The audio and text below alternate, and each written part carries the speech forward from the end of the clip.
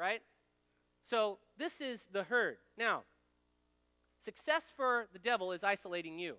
He's not happy that you're here. He wants you to stay connected. What is the response to the devil? Let's read Ephesians 4:27 together. Do not give the devil a foothold. Okay, circle foothold. A foothold is a small but very important piece of territory in war that if you win it, you might win the whole deal. Okay? I was writing a chapter in a book I'm doing on the Battle of Guam. Okay? I wanted to study the liberation of the island. The Japanese knew the Marines were coming, but the Marine strategy was to get a foothold on the beach, and they had enslaved, thousands and thousands of Guatemalans to dig pillboxes and all these things by these beaches where our boys would land. But that was the strategy. Get the foothold, get the beach, move out, get another chunk, move out, get another chunk, and we have these beach landings. I mean, just think D-Day, right? Omaha, Juneau, Utah, Gold. They hit the beach. Some beaches had more resistance than others, but man, they just keep coming, and they keep coming, and they get a foothold. And the Allied command says, we get a foothold on those beaches of Normandy, we just might take down the whole thing and put Hitler where he belongs.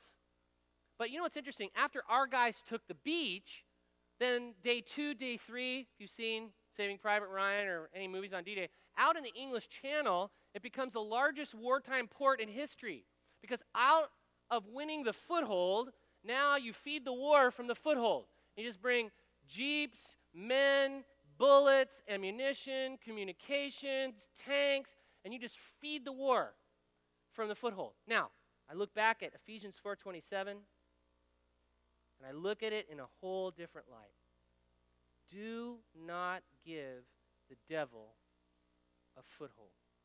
I can't tell you how many hundreds of emails I get from men who give the devil a foothold through sipping porn on the internet. They thought it was this innocuous little habit that they had, this little mistress in cyberspace that never asks any questions because she's a pixelized person, and she allows him to use her, and then the daughter walks in and sees daddy on the internet. And then there's other guys who have a foothold in their walk and spiritual journey with Christ.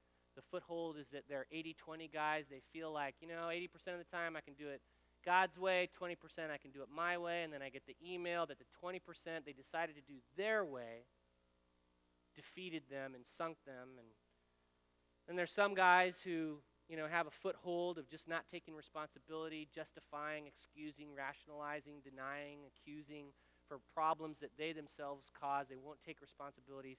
That's a foothold. Some of you are in debt like me. That's a foothold in the past.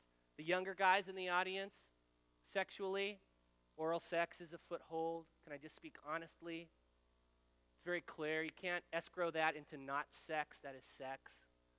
And that's a foothold that we give away. Anger might be a foothold. An addictive behavior might be a foothold. Money, for you, might be a foothold. How do you know if it's a foothold? It dominates your thoughts. You wake up and you start thinking about it. It creates problems in your life. So, God's man, don't give the devil a foothold.